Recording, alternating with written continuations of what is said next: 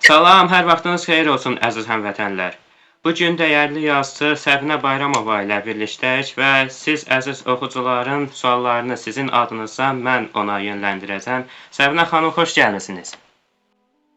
Hoş gördük Fərid bəy. Necəsiniz? Çox sağ olun, yaxşıyam. Siz necəsiniz? Yaxşı olasınız. Mən təqdim etməyimdən əlavə özünüzü oxuculara necə təqdim etmək istəyirsiniz?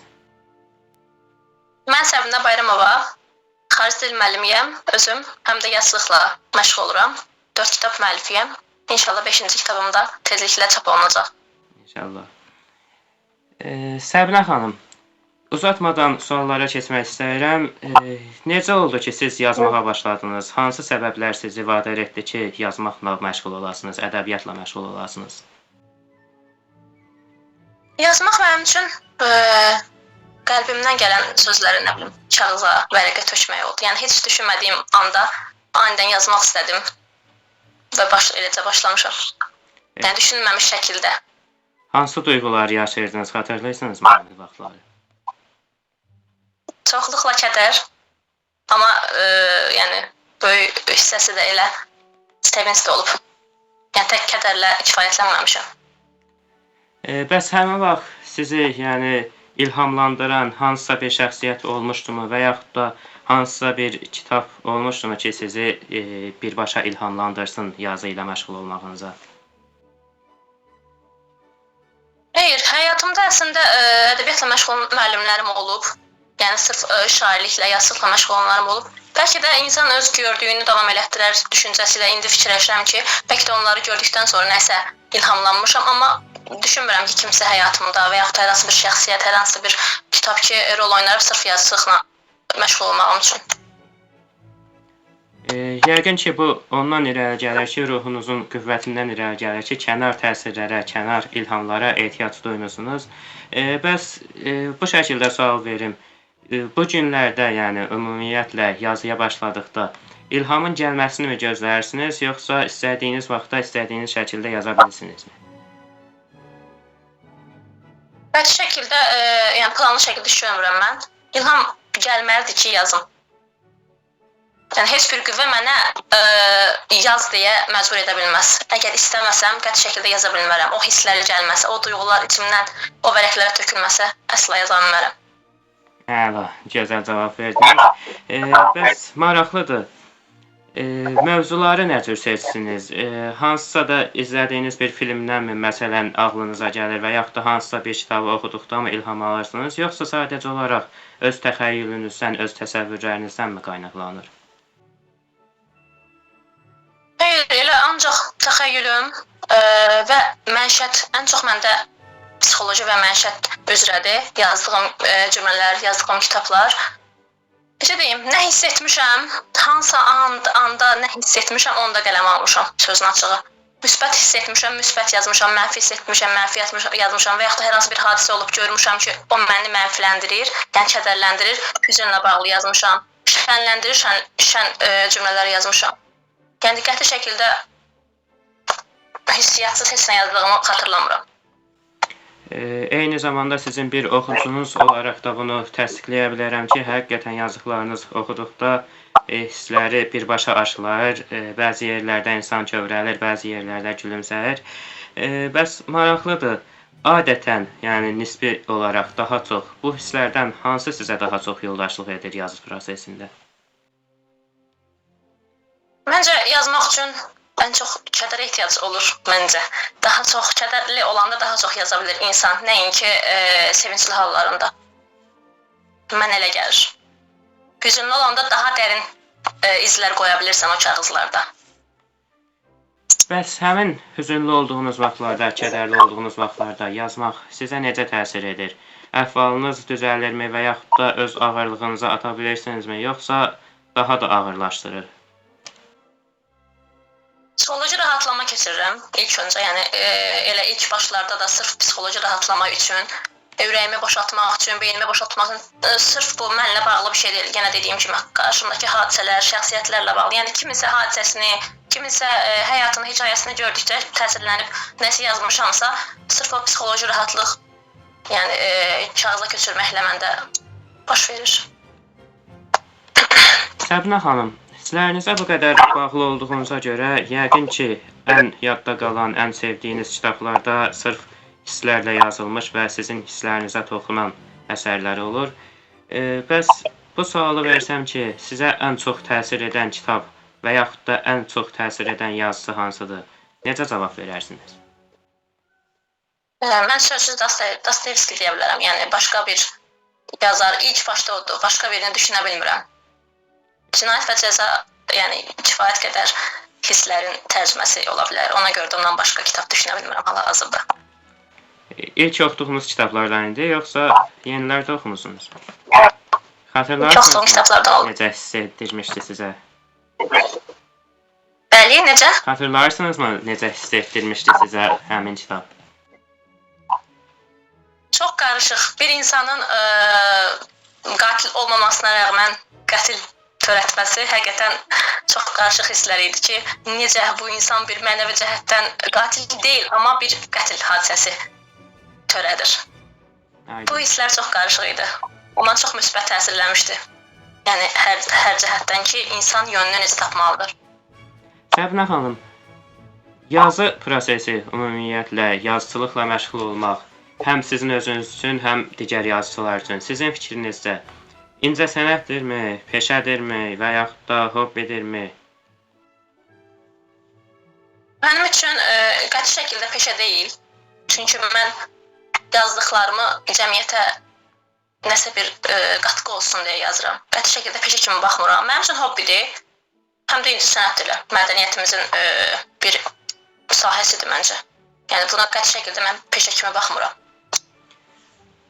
Əminliklə deyə bilərəm ki, Azərbaycan ədəbiyyatına, müasir ədəbiyyatına siz də xüsusi bir rəng qatmışsınız və qatmağa da davam edirsiniz. Bəs oxucularınızın, məsələn, 50 il, 100 il sonra sizi necə xatırlamasını istəyərdiniz? Oxucularım məni onları başa düşən empatik insan kimi, ego kimi düşünülsə də sırf mənəviyyatlı insan kimi xatırlamalarını istəyərdim. Yəni özümdə bir mənəviyyatın aşılandığını deyə bilərəm açıqcası. Hər bir insanda çox xırda olsa da bu hisslər var, amma dərinliklərdə tapıb çıxartmaq lazımdır. Ona görə oxucuları sırf onların cəhətindən baxıram. Necə yazmaq lazım olduğu, onların cəhətdən oxuyanda necə hiss edəcəklər, belə düşünüb yazıram. Gözəl vurğuladınız. Səbinə xanım, bir çox yazarlar yazı prosesindən qaçmaq üsulu kimi istifadə edirlər. Yəni, həyatın, reallığın o qədər zalım olduğunu görürlər ki, yazı proseslərində özlərini sanki başqa bir aləmə göndərirlər və başqa bir aləmə bağlanırlar. Artıq reallıqdan qaçmaq istədikdə yazı ilə məşğul olurlar. Bəziləri isə tam əksinə real problemləri həll etmək üçün yazırlar və beləcə özlərini daha çox azad hiss edirlər. Bəs sizdə nə cür olur? Məndə elə açıqcası elə reallıqdan yazıram. Yəni həyata qəbullanmış şəkildə yazmağı daha çox sevirəm. Nəinki xəyal dünyasında yaşamaq. Düzdür, özüm təxəyyülü yüksək olan insanlardanam. Təxəyyülüm rol alır yazdıqlarımda, amma sırf mən reallıq olmasa, yenə dediyim kimi hisslər olmasa, o reallıqdan gələn hisslər olmasa qəti şəkildə yaza bilmərəm. O reallığı kağızlara tökərək bir cavab axtarışındayam. Reallıq çox zaman az olsa da bəzi yerlərdə şirin, bəzi yerlərdə huzur verən olur. Oxucular da bunu yəqin ki, hiss edirlər və böyük ehtimalla sizə bir çox rəylər göndərilmiş olmalıdır. Bəs aldığınız rəylərdən ilkini xatırlayırsınızmı? İlkini, əslində ilk rəyləri xatırlamaq xoş təəssürat bağışlayır həmişə. Xatırlayıram. Yəni, sadə bir qızcığazın dilindən yazılmışdı. Orada belə bir şey vurğulayırdı ki, mən bu cümlələrdə hardasa özümü tapmışam. 17 yaşında qız idi. Hardasa özümü tapmışam. Belə qısa cümlələr idi, amma mənə çox təsirli olmuşdu. Çox təsir etmişdi ki, bir yazımın kimsə tərəfindən xoşlanması, bəyənilməsi, kimsə qəlbinin empatik cəhətdən dediyim kimi, kiməsə təsir eləyə bildimsə, onu başa düşə bildimsə, nə xoş mənə. Yəni biraz daha aça bilərsinizmi? Necə təsir etmişdi? Sevinmişdinizmi, yoxsa qürurmu duymuşdunuz? Sevinmişdim, əlbəttə ki, qürur duymuşdum ki, mən yəni bir insanın qəlbini oxuya bilmişəmmi deyim, onun hisslərini az da olsa başa düşmüşəmmi deyim, yoxsa onun hisslərinə, suallarına cavab tapa bilmişəmmi? Yəni bu suallar beynimdə fırlanırdı ki, həmişə necə ola bilər ki, necə olacaq ki, oxucular görəsən bəyənərmi və yaxud da ki, sual tapa bilərəmmi, suallarına cavab tapa bilərəmmi? Görürəm ki, deyəsən, həqiqətən işə yarayır.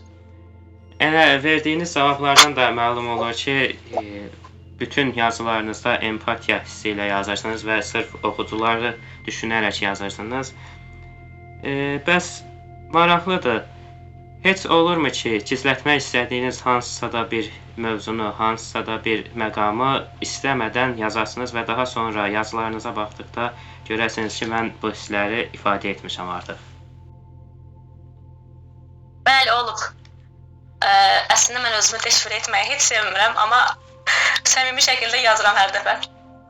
Hətta mənə suallar gəlir ki, insan nəsə yaşayıb ki, bunları yazıb. Qəti şəkildə mən heç həyatımla heç bir əlaqəsi yoxdur, amma olur.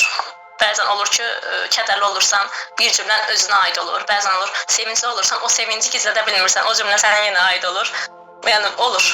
Bəs oxucular bütün o deşifrə olduğunuz yerləri tuta bilirlərmi? Olur, bəzən tuturlar, bəli. Bu cümlə sizə aiddir. Buradakı öz hisslərinizi mi demək istəyirsiniz? Olur, bəzən sual verirlər. Nə qədər yayınsam da mümkün deyil. Bəs Sədnə xanım, əgər kitablarınız danışa bilsəydi, sizin haqqınızda nələr deyərdilər? Yaralı ruhlar kitabım danışa bilsəydi, qucaqlaşmaq istəyərdi məncə məndən. Yəni, o yaralanmış ruhunu qucaqlamağımla kifayətlənərdi məncə. Nə bilim, Jolly Qəmzə canlana bilsəydi, uşaq ruhumun yenidən canlandığını üzmə dəfələrlə vurardı ki, siz uşaq ruhla bilisiniz. Güldürər yəni. Mənim qızım, bəli, əlbəttə ki, güldürər. Mənim qızım ana-qız münasibətlərini cəmiyyətə necə aşılanmalı olduğunu xırda da olsa nüanslarla biruzə verərdi, qayğını göstərərdi. Belə. Bəs gələcəyə dair nə kimi fikirləriniz var? Gələcəyə dair fikirlərim uşaq ədəbiyyatı üzrə getmək mənim üçün xoş olardı. Həm dediyim kimi uşaq ruhum orada daha çox özünü göstərir, daha çox mənə yaxın gəlir. Elə düşünürəm ki, mən uşaq ədəbiyyatla başlamasam da, ruhlarla, hisslərlə başlasam da, amma uşaq ədəbiyyatı daha çox çəkici gəlir mənə. Kədərlənməkdənsə qoy elə deyək, güləyə əylənək.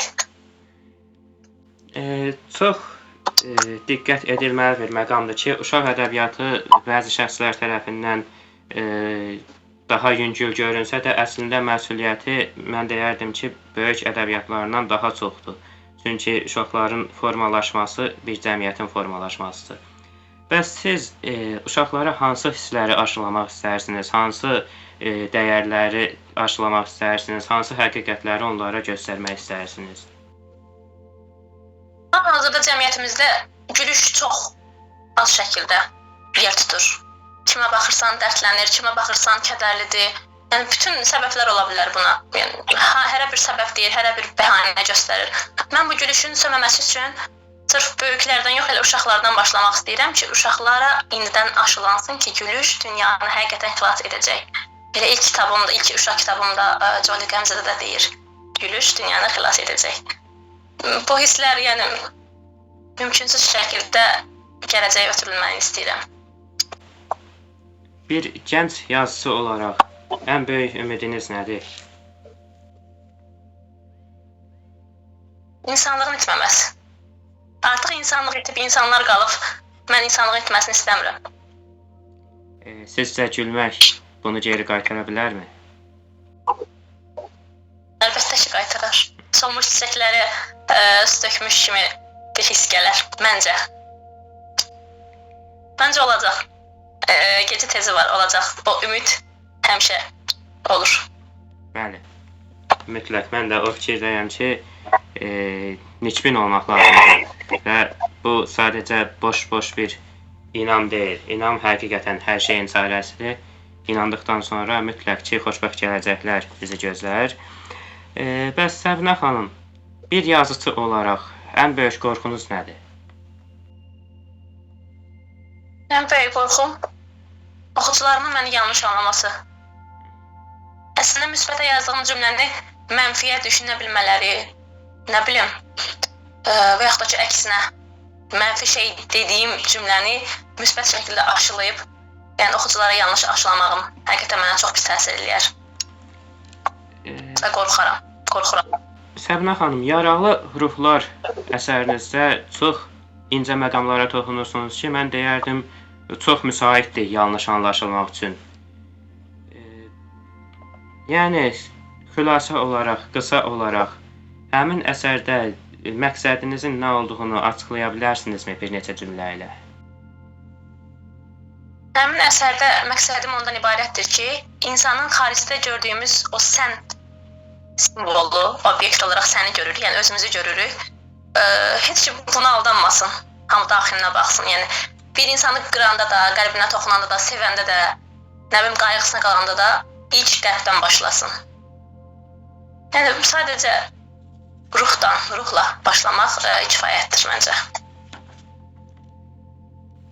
Səbinə xanım, bəs yəni dediniz ki, insanlığı geri qaytarmaq ən böyük, ən uca hədəflərinizdən biridir. Ədəbiyyatçı olaraq və yaxud da daha açıq ifadə edeyim, karyera olaraq sizin üçün ən son məqsəd, ən son deməyək, yəni növbəti məqsədləriniz nələrdir, növbəti hədəfləriniz? Növbəti hədəflərim uşaq ədəbiyyat dediyim kimi davamlı şəkildə gəlməsini arzu edirəm, həm də hədəfimdir. Özüm də bir pedaqoq olaraq gələcək nəsli inkişaf etməsinə dayaq ola bilərəm. Xarici dil müəllimiyəm, özünüz də bilirsiniz. Belə. Yəni, Azərbaycanı ən azından dünyada tanıtmaq xırda damcılarım kifayət edər. Bəlkə də bir qrup şəxsə. Səbinə xanım, vaxtınızı çox almaq istəmirəm. Son olaraq bir neçə cümlə ilə oxuculara belə təsəvvür etsəniz ki, bütün oxucular sizi eşidirlər. Nə demək istəyirsiniz? Demək istədiyim odur ki, yaxşılığı miqdarında eləyin. Çox olanda fədakarlığa keçirir. O fədakarlıq da bir müddətdən sonra quldarlığa keçirir, köləliyə keçirir. Ona görə də hər şey elə miqdarında və kifayətdir. Qısa dediniz, ancaq böyük mənalar ifadə etdi. Çox sağ olun Səbinə xanım, vaxt ayırdığınız üçün sizə və Gənc Yazarlar İttifaqına təşəkkürlər edirik. Minnətdaram. Sağ olun. Görüşənədək, hələlik. Hələlik.